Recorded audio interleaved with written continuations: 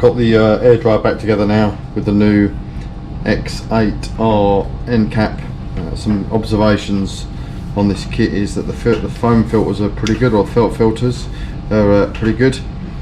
These don't come attached, you have to put them in yourself.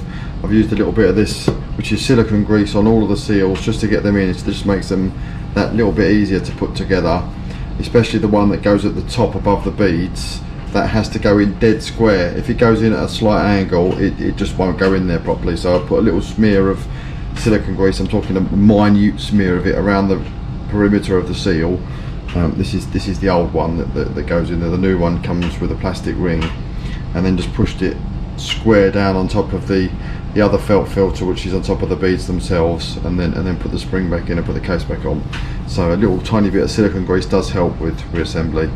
One thing I have noticed though is that this end cap is 29 quid, so it's not cheap. It replaces the one that was on there, which there's actually nothing wrong with, but I'd replaced it anyway just because it was part of the kit. The only thing that I'm a little bit disappointed about is this hose, which goes into that smaller receptacle there. There's a groove here for it, and as you can see, the hose just flaps around in that groove. It's a slightly over machined size. On the old one, you've got a little extrusion there, and the hose clips nicely into it, so it actually holds it and stops it from moving.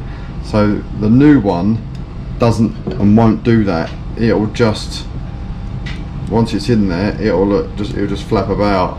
I mean, it shouldn't move too much because it's fairly rigid, but I would have expected that to have held that nicely in place. I'm a little bit disappointed that it hasn't, especially for the £29 for that nice bit of aluminium. Right, the piston's out. This is the old seal. As you can see, it's a bit moody looking. I managed to get the piston out of the compressor without taking the glide ring off, just so I could show you the state of it. Just got back from down the shed, so I've got the old piston ring off, and I've had to, where I've had to leave this little retaining ring off.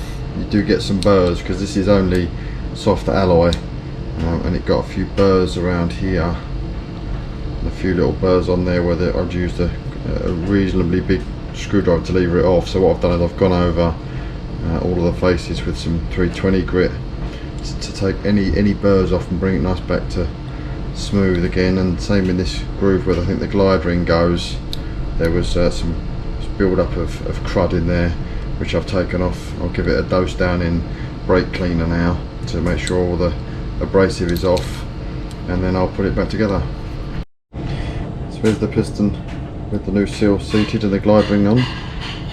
It's nice and flush across the top. Used a 16mm socket to just tap that down.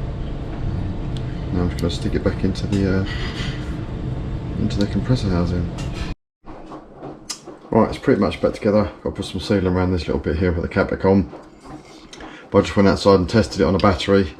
It was a bit sketchy because it does jump about when you start it up.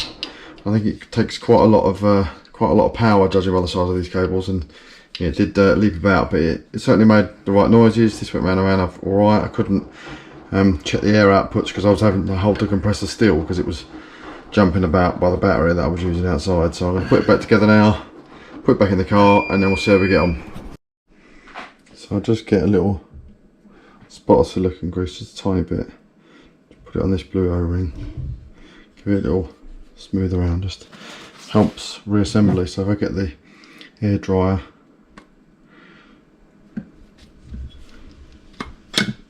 simply slots on really easy, much easier than if I hadn't put a little bit of silicone grease on there. And there's one screw left here just to hold the dryer in place.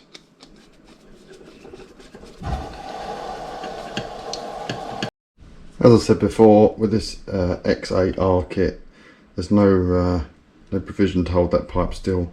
So I've got a little bit of cloth tape here. I'm going to wrap a little bit of cloth tape around that pipe just to stop it from any vibration issues where it might wear through the pipe. There we are. Put a few turns of that tape around the pipe, and now if I push it into that groove, it fits in there nice and snugly. That's much better than than before. Just means that